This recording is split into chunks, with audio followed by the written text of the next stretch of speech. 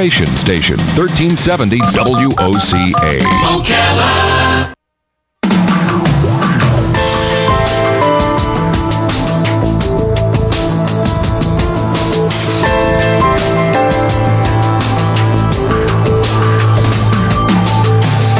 All right, 25 minutes before 10 o'clock. Thank you for tuning in. We live in a totally different world than we did just a decade ago. Everybody's got a camera on their phone. I was looking at a film, I guess it was last month, the old, gosh, what was it? I'm trying to think, maybe it was the Kennedy assassination or something that I was looking at.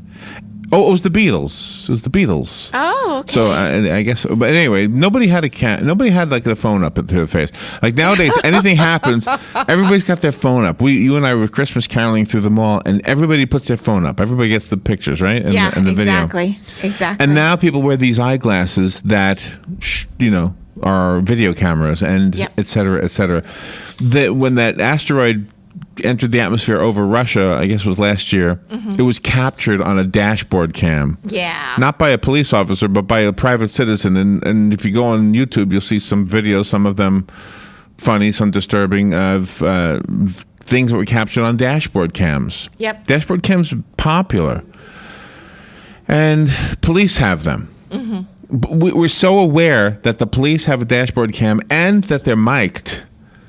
That have you ever done this? Like you say, well, if I get pulled over, I want to say something funny, so that when they look at the tape back at headquarters or whatever they call it, someone say, listen to what this lady said to me. Isn't that funny? I've often thought that's what I would do. I would make up something funny just so they could get a kick out of it back at the station. That hasn't happened, and I don't want to do it. And I probably would be scared and not actually follow through with it.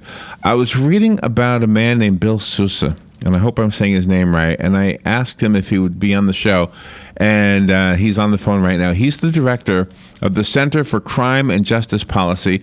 He's an associate professor in the Department of Criminal Justice at the University of Nevada. And the reason I invited him on, and the reason I was interested in him speaking, because he would know more than any of us anyway about this proposal to put body cameras on police. I know there's already a microphone on police and a camera in the car, but now what about the camera on the uniform itself? I think that's where it would go, on the lapel or something like that. Yeah, I think so. Would it protect the police officer in the end from getting false accusations made against him or her? Or would it protect the civilian who's perhaps going to be unjustly handled or something like that? Bill Sousa, good morning, Bill. Good morning. Good to be here. Yeah, good to have you on. Yeah, you would know about this stuff, and you've been thinking about it, and you've worked in this. My gosh, your credentials are very impressive. Where are you right now? Right now, I'm in Las Vegas. Okay. Yep, getting ready to head in the office and work on a project related to body cameras. Oh, you are. And is it something that you think will be a good idea? And did the president's statement actually release some money so that we'll see body cameras more often now? Yes, that's the proposal, would be to release money to help departments equip officers with body cameras. I mean, when we think of the body camera, it's useful to look at it in terms of the potential advantages of them, but also balance that with some potential concerns. And you've already hit on some of the potential advantages. There's the issue of improved transparency. It demonstrates that agencies are willing to have their activities open for the public to see. Potentially, cameras protect citizens from police misconduct. And as you said, potentially the cameras also protect police officers themselves from false allegations of misconduct. But I'm guessing that the dashboard cam has already done that partially, correct? That's correct. Okay. That's correct. And there are many instances of that already with the dash cam. And, of course, with the body camera can go into many places that obviously the dash cam cannot see, because the dash cam can only see really what's on public roadways. Yeah. And so the cameras, we can see the potential advantage of the cameras, but there are also some potential concerns as well. And many of these concerns relate to citizen privacy. We have to remember that most of what it is that police do does not involve managing serious crime or involve using force on citizens. The overwhelming majority of what it is that police do involves assisting citizens in distress, or they're assisting with medical emergencies, or they're managing traffic accidents, or they're managing family disputes that often involve juveniles. And these are often cases where people are in a very vulnerable state. And the cameras will be capturing all of that as well. So while we can see the advantage of the cameras, there are a lot of things that are going to be recorded that perhaps the citizens don't want recorded. And we have to just make sure that we keep that in mind as we proceed forward with implementing the cameras. So what's the answer to that? Do we make rules and somehow would the police officer under those rules, which I'm just kind of wondering about, would the police officer be instructed turn off the camera here, turn on the camera there? How would we know? Well, and part of the issue now is the technology is still relatively new, and policies are being written right now to help guide officers, but also to help guide police agencies in terms of what information to release to the public. Generally speaking, most policies that are being written now ask the officer to turn the camera on whenever they're interacting with the citizen, because that could potentially lead to a complaint against the officer, or could potentially be valuable information for video. So officers are generally turning the camera on whenever they're interacting with someone. But the question becomes, when should the agencies be allowed to release information to the public? So, for example, with freedom of information requests, citizens can generally request a lot of police reports and a lot of police data.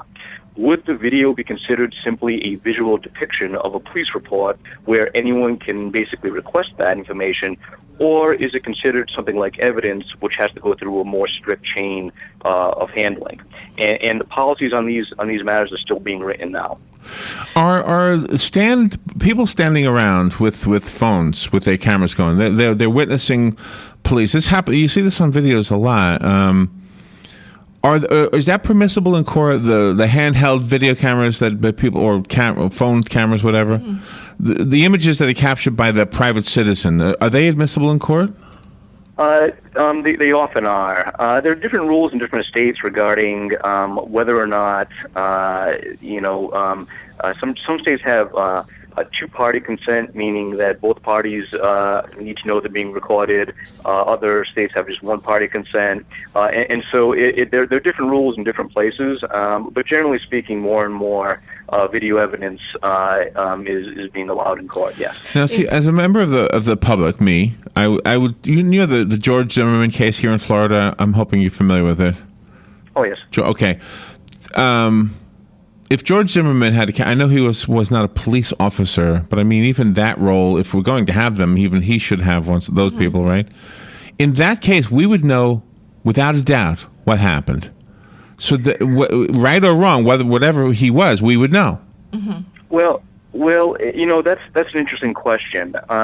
We have to remember, in terms of the limits of technology, we don't have necessarily with these cameras. The cameras are good, but they're not. It's not like a professional film crew. The cameras get knocked around a lot, especially if the officer or the individual's in the scuffle.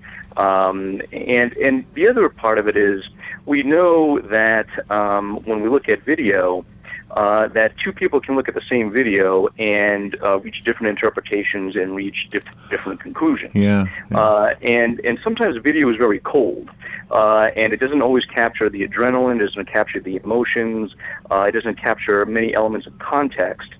We just get the video, and it's very often the case that different people can reach different conclusions. So, for example, in the Zimmerman case, we might have more information, but we might necessarily have all the answers. And that's one of the things that I try to stress, that when it comes to body cameras, they can give us more information, but they might not give us necessarily all the right answers.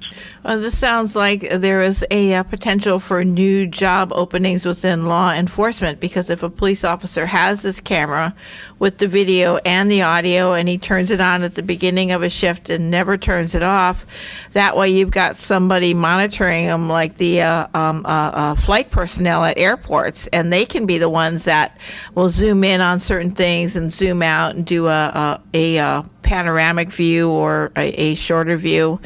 This might be a good thing. It could be a good thing in terms of issues of accountability and issues related to training, but we have to remember something as well. It's very difficult to have the cameras on continuously. The officers have to have the ability to turn it on and off for a couple of reasons. First of all, for officer privacy issues, the camera has to be able to be turned off. So, for example, on a lunch break or a restroom break or these types of things, we obviously don't want the camera to be rolling. But one of the other reasons why we don't want the camera to be rolling is because one of the major costs that's associated with the cameras has to do with the storage of video. Video storage can be very, very expensive. And if we have many officers who are running the video cameras continuously, then you're going to have an enormous amount of video space required, and there's a huge cost that's associated with it. And a lot of people don't always think about that because when it comes to the cost of the cameras, we have the hardware costs and the software costs, but the storage costs are really the big deal that agencies are struggling with now. Oh, okay. Bill Sousa is our guest. He's in Nevada getting ready to go to work, so we appreciate him getting up early and talking to us. I invited Bill on to talk about the body cameras that we heard about a few weeks ago when the president was suggesting that some money is allocated so that we can have our law enforcement officials wearing cameras, body cameras. And I wanted to hear Bill's perspective since I knew he was studying this and looking at it. And we'll get more when we come back. This is The Source, WOCA. The weather is brought to you by myfwc.com. Safe boating is no accident. Bright sunshine today, but cool with a high of 60 to 64. Clear and rather cold tonight with a low of 34 in the coldest inland spots, the 42 along the coast. Tomorrow, sunshine mixed with clouds and cool with a high of 60 to 64. And Friday, partial sunshine, the high 62 to 66. From the Florida Weather Center, I'm meteorologist Joe Lundberg.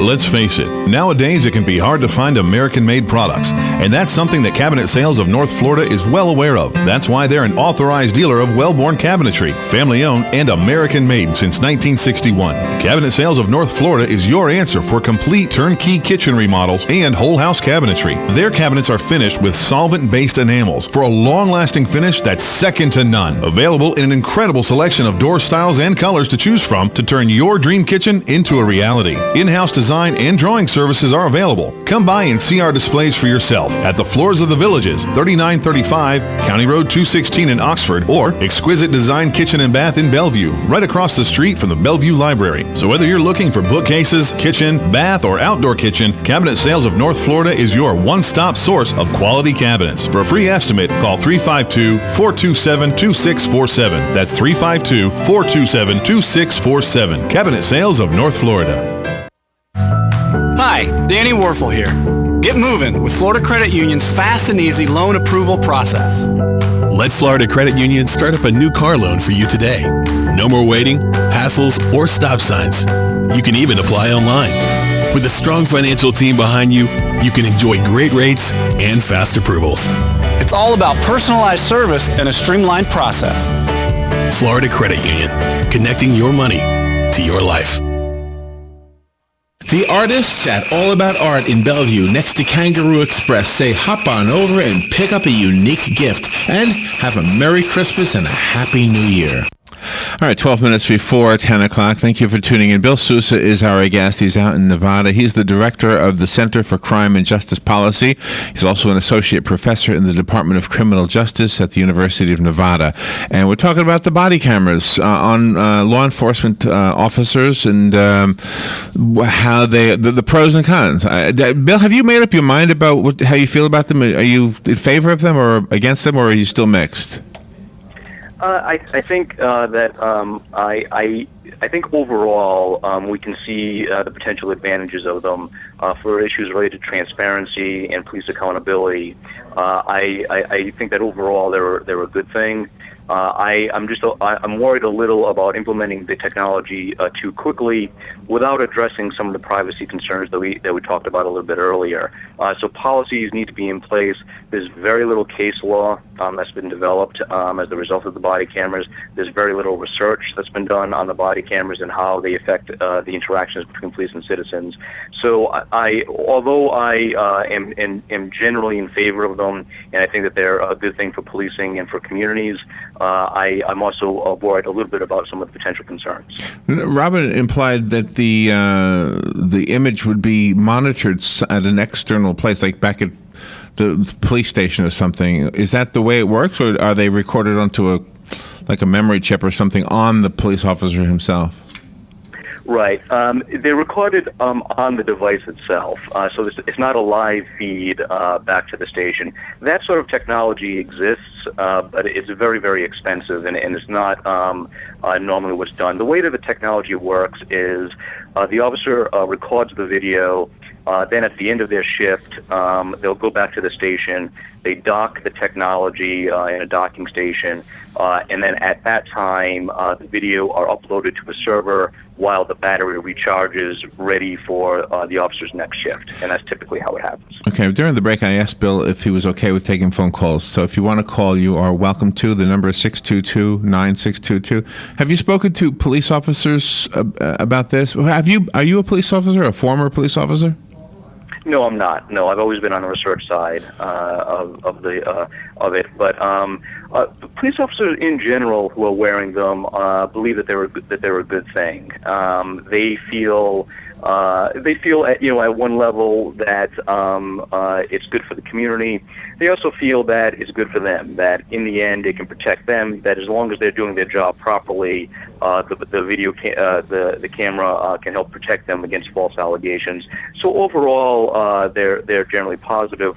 What they worry about would be sort of overzealous supervisors going on fishing expeditions through their video to find minor policy violations, like they're wearing parts of their uniform wrong, yes, things like that. Yeah. So they worry about that sort of thing. But overall, in general, those who are wearing them are pretty positive to them. And also, there are other uses for them as well. They help improve police practice overall because they can help in investigations, in terms of gathering evidence. So it helps in investigations, helps in prosecutions. Overall, police are generally supportive of them. Okay, we do have the phone calls coming in. Let me allow a couple of people to ask you questions. Bill Sousa is our guest. Good morning. You're on the air with Bill. Yeah, good morning, Bill. Same with the camera, the police camera. Let's say a bad guy shoots a cop. He could tear that camera off the cop and run away with it, and that'll be the end of that. Shouldn't there be like something inside the squad car that could, keep that like on a hard drive or something? Yeah, that's the current technology is such that the camera is stored on the device. The video is stored on the device itself, on the camera itself. So that's a potential issue. Some departments are they're experimenting with once a video is made and it can be uploaded on site to a server. But that technology is still in development, and at the current time, it's primarily just the video is stored on the camera itself. So it could actually be ripped off the lapel or wherever it is, and somebody could take it. Wow, didn't think that. Yeah. We do have another phone call. Thank you for waiting. You're on the air now with Bill Sousa. Some of the privacy concerns that the professor mentioned, this is not for a reality TV show, so it's not like everybody's going to view the videos every time, whatever, and only those become pertinent, consisting of some trouble or some issue. And as far as storage, you don't have to store everything. It's just, again, if there's anomaly, something happened, that gets tagged and gets stored. The rest just gets recycled, thrown away. Just like all the security systems, this is the way they work. The hard drives erase themselves after 24, 48 hours, whatever you program them to. Mm-hmm. And the cameras obviously can also have GPS, just like cell phones. So if somebody hatches and takes off this cell phone, this camera, you can tell where's it going to. And I feel the whole thing is like, the government always says, if you got nothing to hide, to the population, you got nothing to hide, what are you worried that we will look at you? It's a good way of looking it back to the government, from the populace to the government. If you got nothing to hide, what are you so concerned of? Yeah. So I think it's a way of turning the table around. And that's it. All right. Bill, what do you say?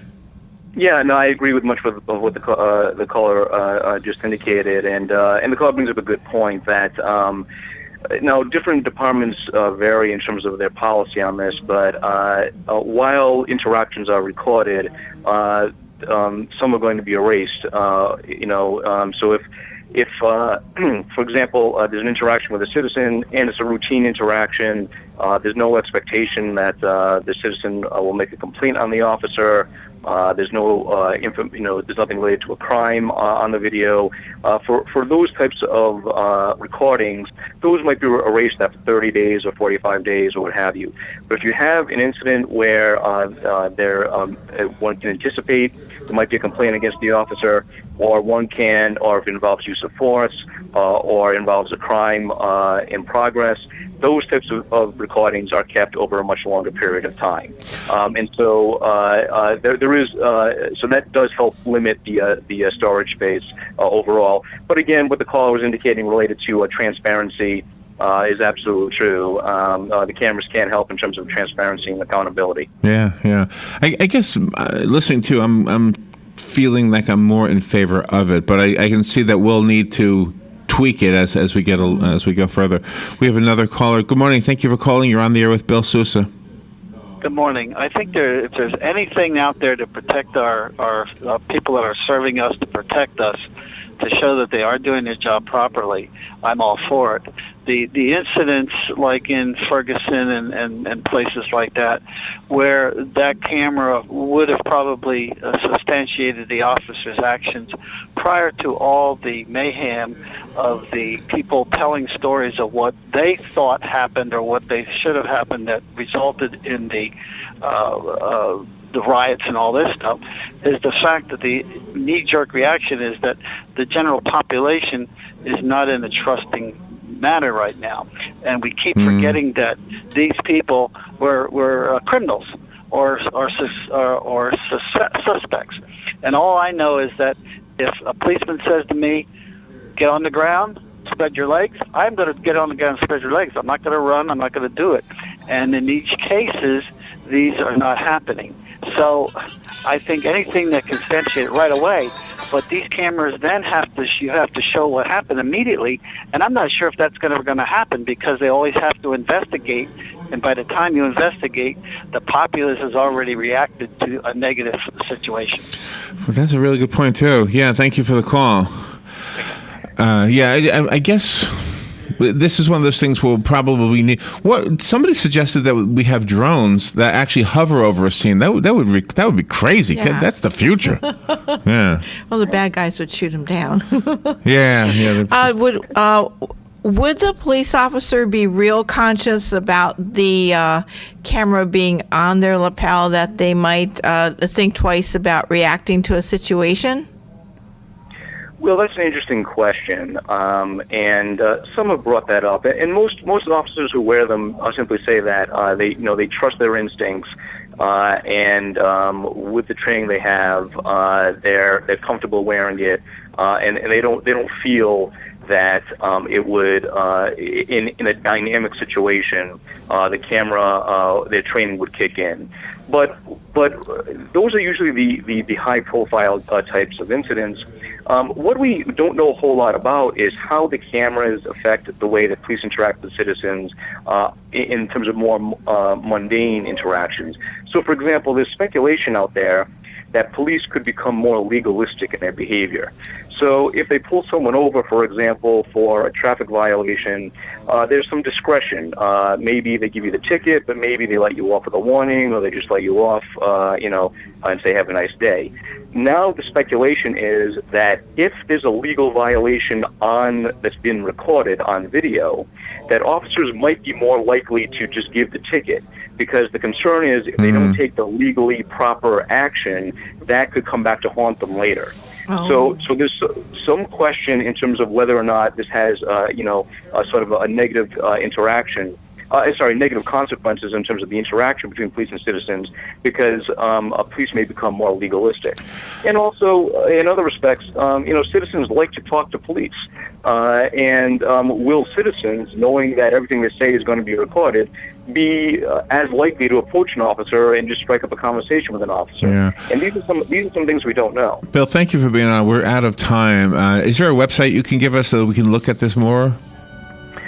Yes, you can visit the center's website, the Center for Crime and Justice Policy. It can be found at the website for the Department of Criminal Justice at the University of Nevada, Las Vegas. And that website is criminal justice, one word, criminaljustice.unlv.edu. And anyone wanting to contact me can do so at my email address, william.sousa@unlv.edu. Okay. Thank you, Bill, for getting up early, for agreeing to come on the show. And I think you've helped us understand a little bit, at least how somebody who studied this feels about this. We're just radio people, and most of us have other jobs, and it's kind of hard to understand what's the best thing to support when our elected officials are making a suggestion like this. So thank you for being on there with us. For the callers who didn't get through, thank you for trying. I don't have time for everybody usually, but there was a big response to this, Bill. Thank you for being on today. You're welcome. Glad to be here. And have a great Christmas. Do you celebrate Christmas? I do. All right. Well, good. Well, have a good one. Well. And I guess you don't get snow in Nevada, huh? No, unfortunately. But I'm originally from the Boston area, and we'll be traveling back there for Christmas. Oh, there you go. I'm back there. Well, good. Yeah. Thank you, Bill. Thank you for being with us today. Okay, thank you. We'll be right back. Today in Florida Ag News, I'm a Southeast AgNet. While Floridians believe they do a fairly good job of keeping themselves safe from foodborne illnesses, they aren't always clear about which foods, preparation techniques, or cooking methods pose the biggest risk. A survey released this week by the University of Florida's Public Issues and Education Center shows the state's residents have many concerns about food safety and genetically modified foods, but want to know more. Dr. Jack Payne, UF Senior Vice President for Agriculture and Natural Resources, explained. Genetically modified organisms, or GMOs, as you know, Randall, is extremely controversial today. There's a lot of desperate opinions out there. People use terms like Frankenstein foods. And what's dismaying as a trained scientist is that most of the claims, if not all the claims, against GMOs have no foundation in science.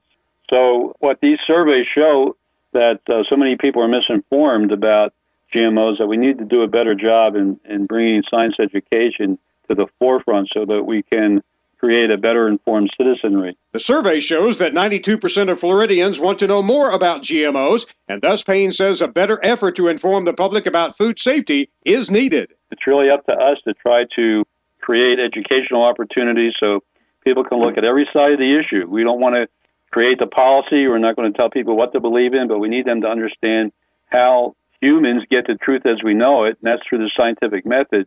No other way has been invented to date that does it any better, and get them to